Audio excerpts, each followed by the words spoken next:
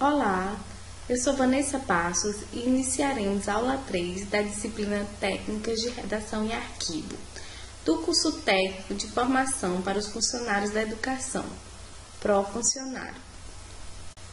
Neste módulo, veremos o assunto onde arquivar documentos, e os tópicos serão organização de documentos, métodos de arquivamentos, outras formas de arquivamento, protocolo e registro e informática.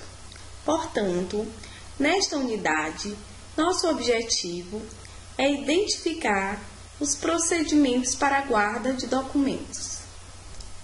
Organização de arquivos. Na organização de arquivos, precisamos observar alguns princípios básicos, como segurança, previsão, simplicidade, acesso e flexibilidade. É muito desagradável ter de encontrar um documento no arquivo com urgência e não conseguir. Por isso, o arquivo deve proporcionar precisão para quem o consulta.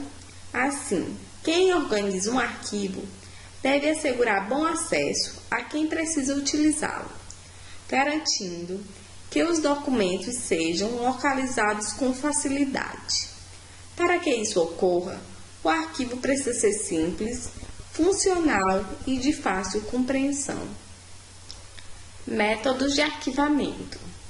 Arquivar é um processo que exige conhecimento e técnica. Na maioria das vezes, o adquirimos na prática rotineira do nosso trabalho, na secretaria escolar. São vários métodos de arquivamento: alfabético, numérico e alfanumérico. O método alfabético é o mais simples, prático e proporciona-nos consultas diretas e rápidas. Por isso, é o método mais utilizado na secretaria escolar, onde o mais importante são o nome dos alunos. Vejamos, portanto, um exemplo de arquivamento alfabético. Arquivamentos por nomes. Podemos observar que do lado esquerdo, vários nomes de pessoas de forma aleatória. Já do lado direito, observamos os nomes na ordem de arquivamento.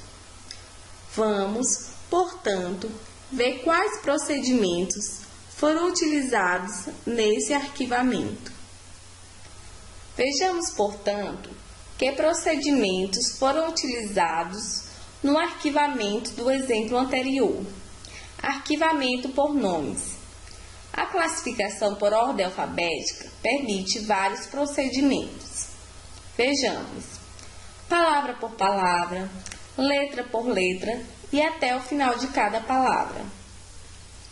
O último sobrenome vem primeiro, por exemplo, Lucas Eduardo de Souza Dias. Na ordem de arquivamento ficaria Dias Lucas Eduardo de Souza. Não se considera na ordem de arquivamento títulos, graus de parentesco, tais como Doutor, Júnior e Filho. Exemplo: Manuel Carvalho Filho. Na ordem de arquivamento ficaria Carvalho Manuel e entre parênteses Filho. Nomes precedidos por prefixos são arquivados conforme a primeira letra do prefixo. A primeira letra do prefixo é escrita com letra maiúscula. Exemplo: Dalva Delvigna. Na ordem de arquivamento ficaria Del, Vigna, Dalva. Não se separa sobrenome composto por substantivo e adjetivo. Exemplo: Luiz Castelo Branco. Na ordem de arquivamento ficaria Castelo Branco Luiz.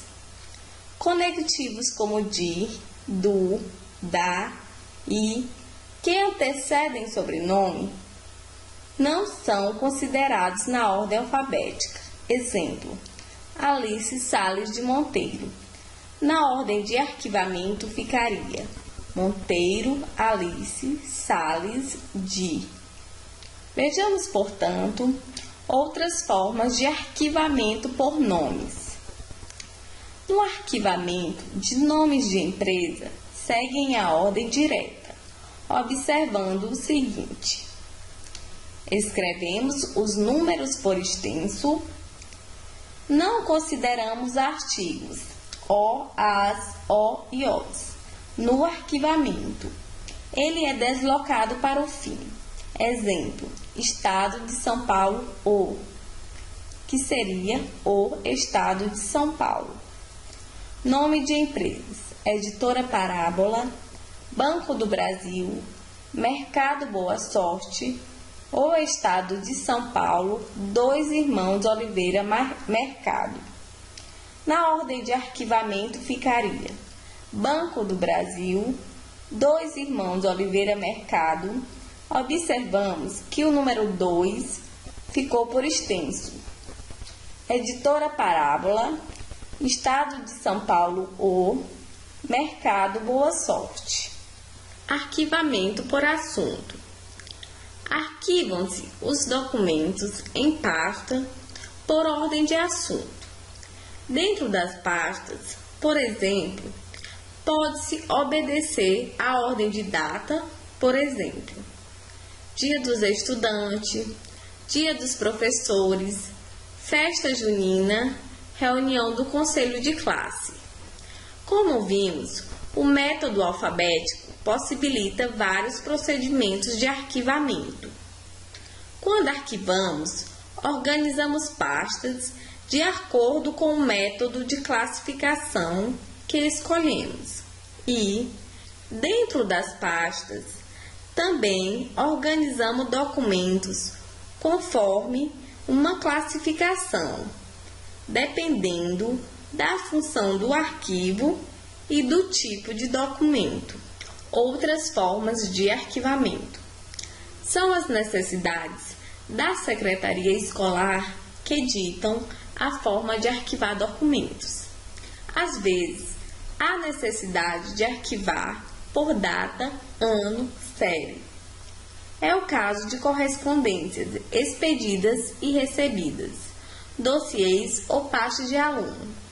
Vale ressaltar que os documentos dos alunos, em muitas escolas, são arquivados em armários de grande porte, com pastas suspensas, para tornar prático o manuseio.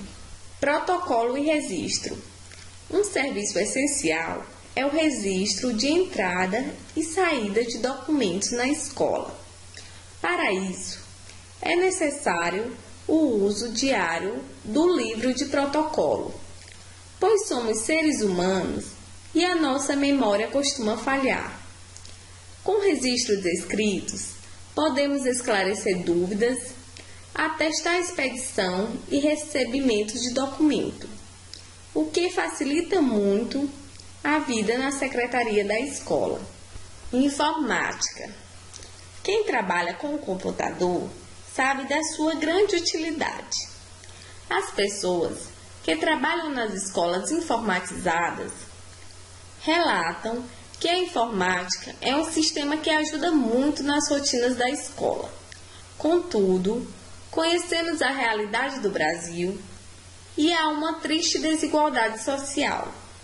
Muitas escolas já se servem do computador para a otimização dos serviços administrativos. Porém, muitas outras ainda utilizam máquina de escrever. Nossa esperança é que todas as escolas do Brasil tenham computadores e que sejam utilizados para facilitar os serviços administrativos da equipe da Secretaria Escolar.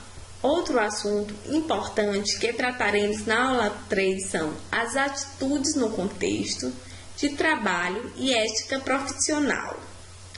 O objetivo desta unidade é falar de algumas atitudes que podemos adotar para estabelecer uma boa interação com as pessoas, no contexto de trabalho e refletir sobre ética profissional. Veremos, portanto, os tópicos ética profissional e princípios éticos profissionais, atitudes importantes no trabalho. Sabemos que nem sempre uma formação técnica para lidar com o trabalho é o suficiente para desempenhar bem as atividades atribuídas a ele. E para estabelecermos uma boa relação e interação com as pessoas, no contexto escolar, aconselhamos a discrição, o respeito às pessoas, o respeito às leis e à hierarquia, o interesse pelo trabalho que se propõe realizar, a organização das tarefas diárias, o saber ouvir, a sensibilidade para dividir tarefas de forma equitativa entre os colegas de trabalho. Outras atitudes importantes no trabalho são: no cumprimento de tarefas, devemos atentar para o seguinte: divisão do trabalho entre os pares de forma equitativa. Ouvir os pares nas suas dúvidas em relação ao serviço a eles atribuídos. Conferir os serviços realizados. Não concordar com a saída de documentos da secretaria sem acompanhamento. Conferir escrituração produzida na secretaria escolar com a finalidade de evitar a assinatura e expedição de documentos com erro. Ética profissional. Quando assumimos uma função social, em uma instituição, seja ela pública ou privada, devemos atentar para as questões éticas. É preciso saber o que é ética e como podemos ter uma postura ética. Contudo, é complexo definir essa palavra, que tem tantos significados para nós. Portanto, vejamos a seguinte definição de ética, segundo o livro A Ética Hoje, página 15.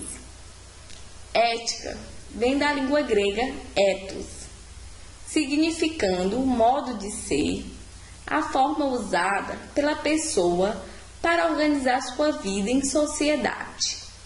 É o processo feito pela pessoa de transformar em normas, regras, prática os valores surgidos no grupo e na cultura em que vive. Vejamos, portanto, alguns princípios éticos profissionais. Respeito à profissão, manter sigilo profissional, zelando de assuntos administrativos e que dizem respeito à direção, a coordenadores, a professores, aos alunos, isto é, a todas as pessoas envolvidas no processo educativo.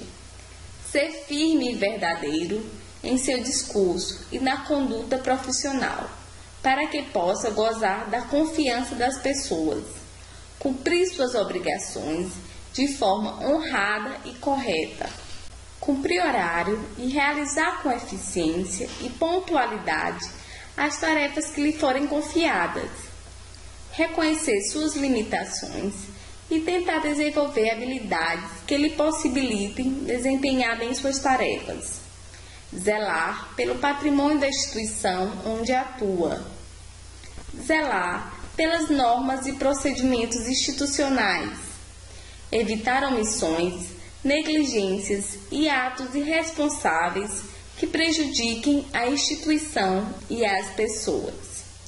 Encerramos, portanto, aqui a aula 3 da disciplina Técnicas de Redação e Arquivo. Continuem estudando.